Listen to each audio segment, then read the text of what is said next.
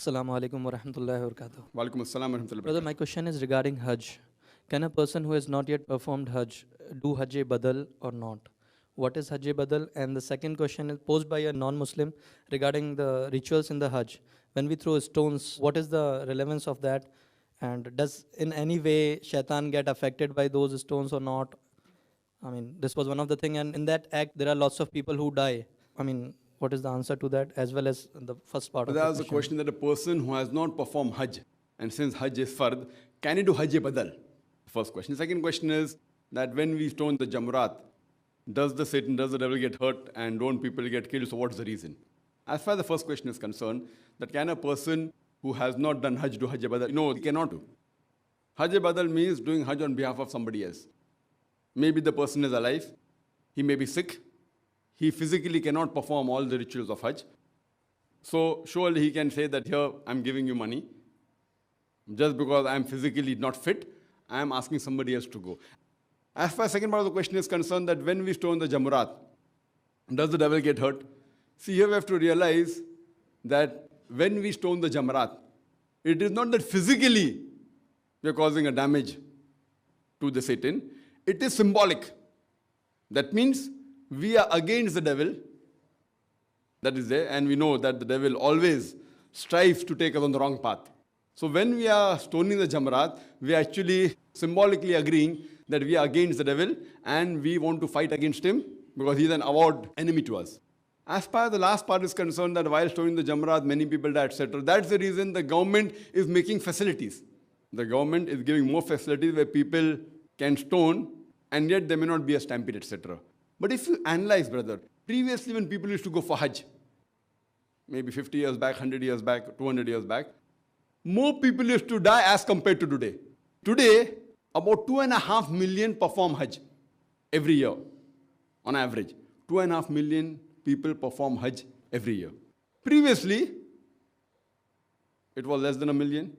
If you go back more, it was less than 100,000 people. Yet, when we went for Hajj, suppose living in India, we had to go by ship. It used to take months to do Hajj. Now, you can go for Hajj and come back even in 6 days' time.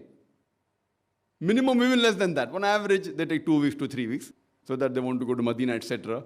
and stay in Makkah for a longer period. But the minimum requirement can be done in a few days. Previously, it used to take months. And whenever people used to go for Hajj, they used to meet the relatives, and there was an understanding, maybe we will not return back. Maybe. Chances. Not that they won't return for sure, but chances are there. Whether 20% they will not return back, 30% or 40%, whatever it is. But now if we analyze the 2.5 million people going and the total number of people dying for whatever reason, it is 0.001%. It will be less than 0.01%. So compared to before, now the facilities are much better. As far as the toilets are there, mashallah, it is very hygienic compared to before. But now, we don't want even a single person to die. So if any one person also dies for any reason because of overcrowding or stoning the Jamrat, the government of Saudi Arabia is trying its best to curtail it down. And when non-Muslim experts, when they hear about the facility that the government is giving, they say it is impossible. Logically and scientifically, it's impossible that 2.5 million people are gathering together in Arafat, Mina, and performing the rituals without hundreds of thousands of people dying. They say it's impossible. Yet, alhamdulillah, we see that every year the Hajj is being performed. There have been occasions where there was some fire took place and few hundred people expired. There was a tunnel that caved in. But yet, if we see the percentage, it is very negligible. So even in Jamrat, now the government has made a flyover and have extended the Jamrat so that you can stone from the ground floor as well as first level. Now a second level has come and more will keep on coming. So they're trying the level best and see to it that people come and do what is required in the religion without being hurt. And when people go for Hajj, there they see millions of people gathering together, people dressed up in 2 pieces of unsewn cloth, preferably white. There we see the real brotherhood. People from America, Canada, UK, Singapore, Malaysia, India, Pakistan, UAE, Gulf countries, they dressed up in 2 pieces of unsewn white cloth preferably. You cannot identify the person standing next to you is a king or a pauper, whether rich or poor. All look similar. So here we get the universal brotherhood and practically demonstrate. So we perform Hajj because it's one of the pillars of Islam. It's a further commandment of Allah and His Rasul. Hope that answers the question.